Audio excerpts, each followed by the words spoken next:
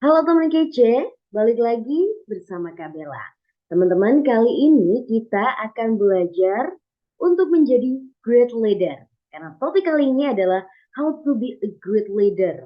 Nah, kalian-kalian semua ini pasti suatu saat nanti akan menjadi pemimpin. Baik itu pemimpin bagi dirimu sendiri atau mungkin pemimpin bagi tim-timmu. Nah, bagaimana untuk bisa menjadi great leader? Yuk, simak materi kali ini. Pemimpin itu apa sih, Kak? Pemimpin adalah seseorang yang memiliki peranan atau posisi dominan dan berpengaruh dalam kelompoknya. Nah, sedangkan tentunya pemimpin dan kepemimpinan ini memiliki makna yang berbeda. Kepemimpinan adalah tentang bagaimana mempengaruhi orang lain, bawahan, atau pengikut agar mau mencapai tujuan yang diinginkan sang pemimpin. Nah, bagaimana sih Kak caranya menjadi great leader atau pemimpin yang baik?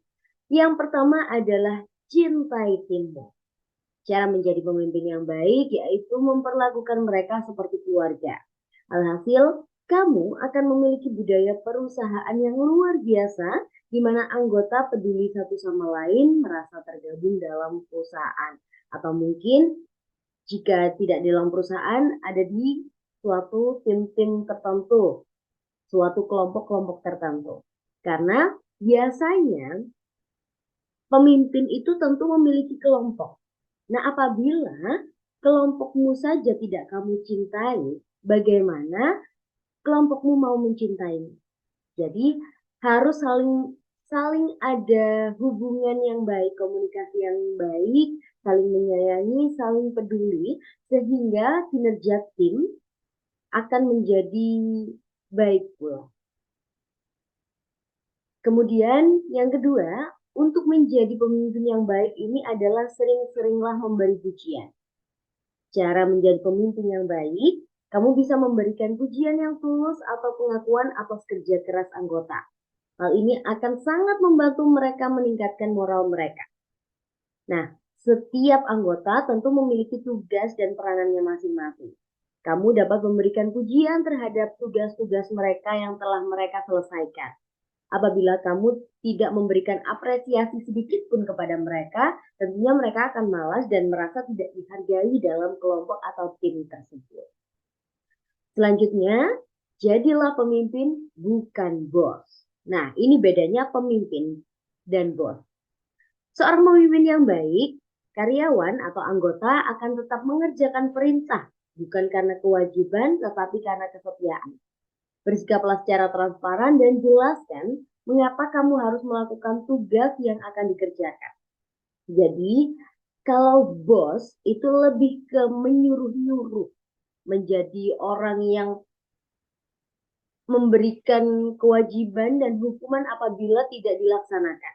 Tapi seorang pemimpin akan memberikan pengertian-pengertian kepada anggotanya, memberikan contoh yang baik, memberikan transparansi mengapa tugas-tugas tersebut harus dilakukan oleh anggota-anggota timnya. Kemudian selanjutnya adalah berikan visi. Nah, memberikan visi perusahaan adalah cara menjadi pemimpin yang baik. Jika kamu memberitahu anggota mengenai tujuan apa yang sedang kamu jalankan, maka mereka akan bekerja lebih keras dan paham atas pekerjaannya.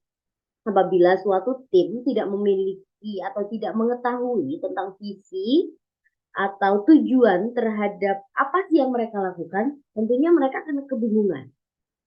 Dari kebingungan-kebingungan tersebut, dari ketidakjelasan visi akan membuat anggota timmu malas untuk mengerjakan apa yang menjadi tugas mereka. Tapi apabila kalian benar-benar menyampaikan visi dengan baik, menyampaikan visi secara jelas dan gamblang terhadap anggota-anggota kalian, tentunya mereka akan paham, oh ternyata aku bekerja atau aku mengerjakan tugas untuk ini, untuk tujuan yang ini. Maka dari itu, kalian harus memberikan visi-visi yang jelas kepada anggota tim kalian apabila kalian ingin menjadi great leader. Selanjutnya, perlakukan anggotamu dengan benar. Cara menjadi pemimpin yang baik, kamu harus bisa memperlakukan anggota dengan benar. Ketika anggota mengharapkan untuk dipuji, maka berikan pujian. Jika anggota butuh bantuan, maka berikan bantuan. Jadi, perlakukanlah anggotamu sesuai apa yang kamu inginkan terhadap timmu. Jadi kalau kamu misalnya ingin tim yang komunikasinya baik, ingin tim yang produktif, ingin tim yang positif dan melakukan tugas-tugasnya secara sehat, maka kamu harus memperlakukan anggotamu dengan benar. Kamu dapat memberikan pujian, kamu juga dapat memberikan rewards apabila dibutuhkan. Dan berikan juga bantuan-bantuan kepada anggotamu. Apabila mereka tidak bisa, kamu bisa memberikan solusi-solusi atau mengajarkan apa yang mereka tidak bisa lakukan. Kemudian yang selanjutnya adalah komunikasi. Berikan informasi penting maupun hal-hal kecil yang sedang terjadi. Informasi baik maupun buruk, menciptakan budaya komunikasi terbuka akan membantu menghilangkan dugaan-dugaan dari anggotamu.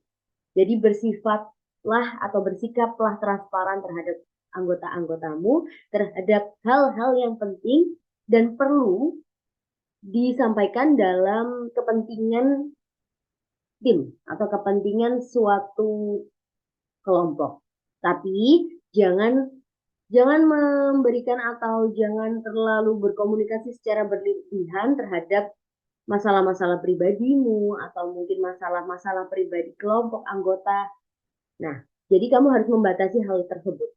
Berkomunikasilah, namun komunikasi tersebut dalam koridor atau dalam ranah kepentingan perusahaan, kepentingan organisasi atau kepentingan kelompok.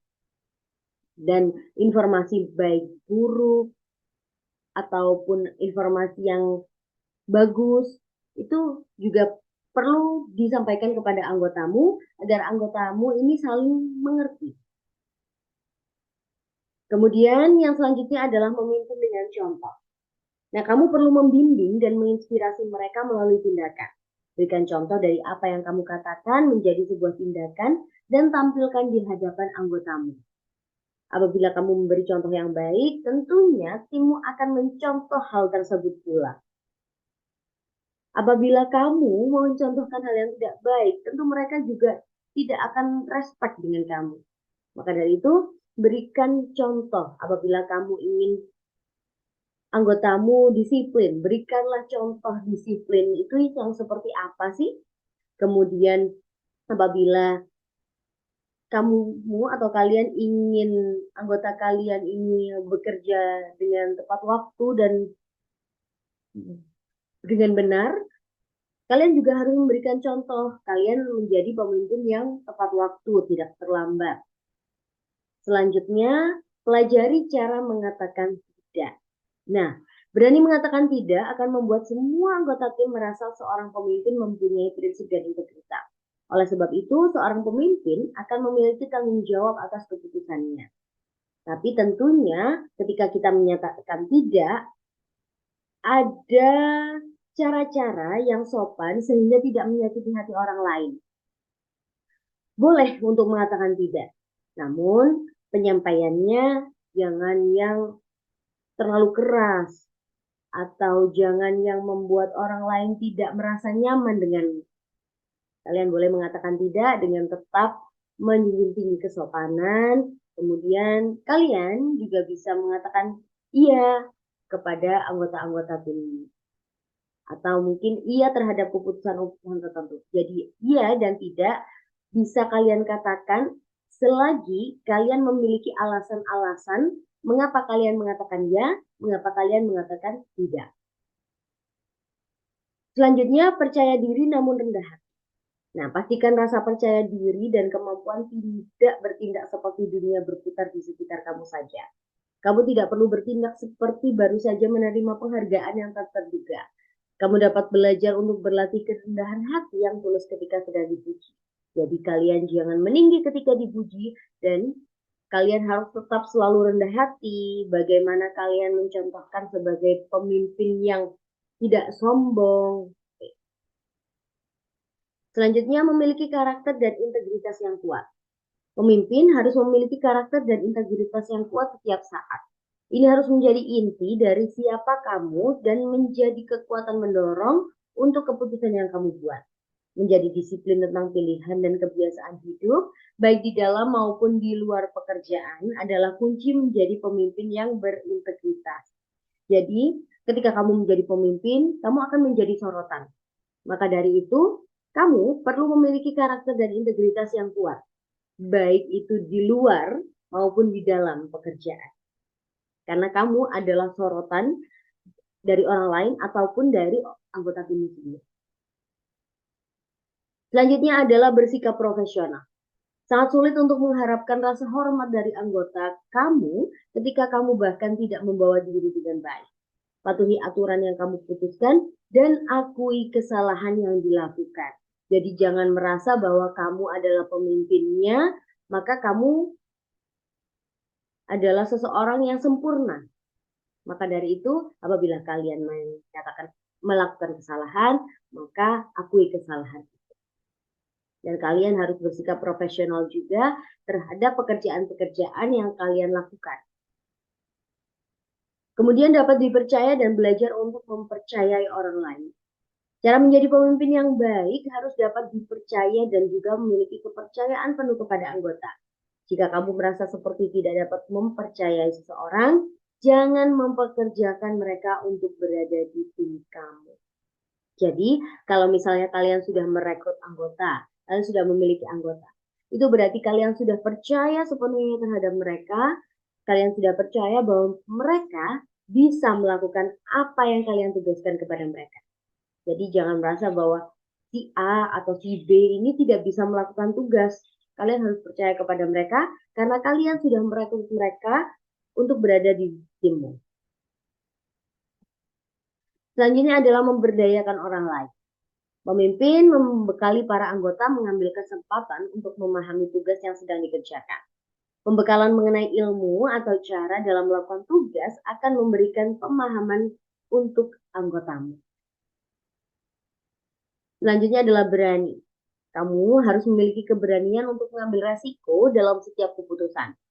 Bila pemimpin ragu atas apa yang diputuskan, maka para anggota ikut merasa ragu atas kepemimpinan yang dilihatnya. Maka dari itu, kembali lagi kalian adalah contoh. Apabila kalian menjadi seorang yang berani, anggota kalian tentu akan menjadi orang yang berani pula. Tapi kalau kalian menjadi pemimpin yang ragu, maka anggotamu akan ragu pula terhadap dirimu. Selanjutnya adalah menerima perubahan. Seorang pemimpin yang hebat tahu bagaimana menyesuaikan diri dengan perubahan, kapan harus menerima perubahan, dan bagaimana mengatasi perubahan yang terjadi. Maka dari itu, pemimpin yang baik tidak stuck terhadap itu-itu saja. Kalian harus tahu bagaimana sih perubahan yang ada di sekitarnya, bagaimana sih perubahan-perubahan yang ada di dunia luar. Jadi kalian harus memiliki pemikiran yang terbuka terhadap perubahan. Nah, itu tadi adalah cara-cara bagaimana menjadi great leader. How to be a great leader. Menjadi pemimpin yang baik. Semoga bermanfaat bagi kalian. Sekian dari Kak Bella. Sampai jumpa.